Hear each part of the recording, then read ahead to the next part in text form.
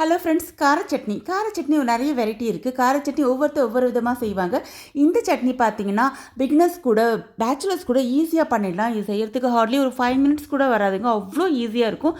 அது மட்டும் இல்லாமல் இது அடை, பனியாரம், இட்லி, தோசைன்னு எல்லாத்தோடையுமே ஆப்ட் ஆகும். இதுக்கு ஃபர்ஸ்ட் நான் வந்து ஒரு 7 காஷ்மீரி சில்லி எடுத்திருக்கேங்க. காஷ்மீரி சில்லி நல்ல கலர் கொடுக்கும். இதை வந்து நம்ம வந்து கொதிக்க வெந்நீரில் ஊற வைக்க போகிறோங்க. இது ஊறுற நேரம் மட்டும் தாங்க. இதை வதக்க வேணாம், வேக வைக்க வேணாம், எதுவுமே பண்ண வேணாங்க. ஜஸ்ட் கொதிக்க வெந்நீரில் காஷ்மீரி சில்லி வந்து ஒரு 5-6 எடுத்து போட்டுக்கோங்க. இது கூடவே வந்து 7 வத்த மிளகா, அவங்கவுங்க காரத்துக்கு தகுந்த மாதிரி வத்த மிளகா எடுத்துக்கோங்க. இது கூடவே ஒரு சின்ன கோலி குண்டு அளவுக்கு புளியும் சேர்த்து ஒரு 5 மினிட்ஸ் மட்டும் இது நல்லா வெந்நீரில் ஊறணுங்க. ஏன்னா அரைப்படுறதுக்காகவும் நல்ல கலர் கிடைக்கிறதுக்காகவும் தான் இதை செய்கிறோம். அடுத்ததாக இதை மிக்சியில் அப்படியே மாற்றிக்க போகிறோம். இந்த வத்த மிளகா, புளி, கார மிளகா எல்லாத்தையும் இது கூட சேர்த்துட்டு இது கூடவே வந்து ஒரு 10 சின்ன வெங்காயம், 10 பல் பூண்டு இதையும் நம்ம இது கூட சேர்த்துக்க போகிறோம்.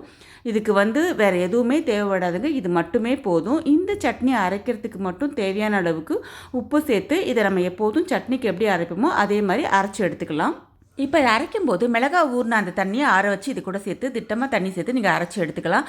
அரைச்சதுக்கப்புறமா நல்லெண்ணெயில் சும்மா தூக்கலாக ஒரு தாளிப்பு போட்டுருங்க. அட்டகாசமாக இருக்கும். இந்த தாளிப்பு இதுக்கு மஸ்ட்டுங்க.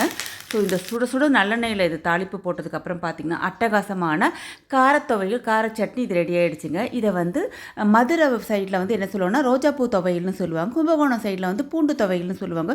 ஒவ்வொரு ஊரில் ஒவ்வொரு மாதிரி சொன்னாலும் காரம் பிடிக்கும்னா இந்த கார சட்னியும் பிடிக்கும். காரப்பிரியர்களுக்கு இது சூப்பரான சட்னின்னு சொல்லுவாங்க. அட்டகாசமாக இருக்கும்.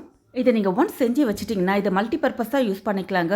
தோசையில் வந்து நீங்கள் தடவிட்டு அதுக்கப்புறம் அப்படியே மடித்து கொடுக்கறதுக்கும், மற்ற ஏதாவது சாஸ் மாதிரி நீங்கள் யூஸ் பண்ணுறதுக்கும் எல்லாத்துக்குமே இதை யூஸ் பண்ணிக்கலாம். இது காமனாக எல்லாத்துக்குமே இதை யூஸ் பண்ணிக்கலாங்க. இது வந்து பேச்சுலர் ஃப்ரெண்ட்லி சட்னியே சொல்வேன்னா. இதை செய்யறதுக்கு பெருசாக வதக்கி வேக வச்சு அது பண்ணி இது பண்ணி அதெல்லாம் எதுவுமே தேவையில்லைங்க. ஹார்ட்லி 5 மினிட்ஸ் கூட ஆகாது. அட்டகாசமான இந்த கார சட்னி. இது ஆந்திரா ஸ்டைலில் இருக்கிறதுனால காரம் வந்து கொஞ்சம் சுருக்குன்னு தாங்க இருக்கும். பட் நல்லெண்ணெய் சேர்த்து நம்ம தாளிக்கிறதுனால அந்த நல்லெண்ணெயோட ஃப்ளேவரும் இந்த மிளகாயோட காரமும் எக்ஸலண்ட்டாக இருக்குங்க. ட்ரை பண்ணி பாருங்கள். இதே மெத்தடில் நீங்களும் செஞ்சு பார்த்து ஆசைங்க. தேங்க்ஸ் ஃபார் வாட்சிங்.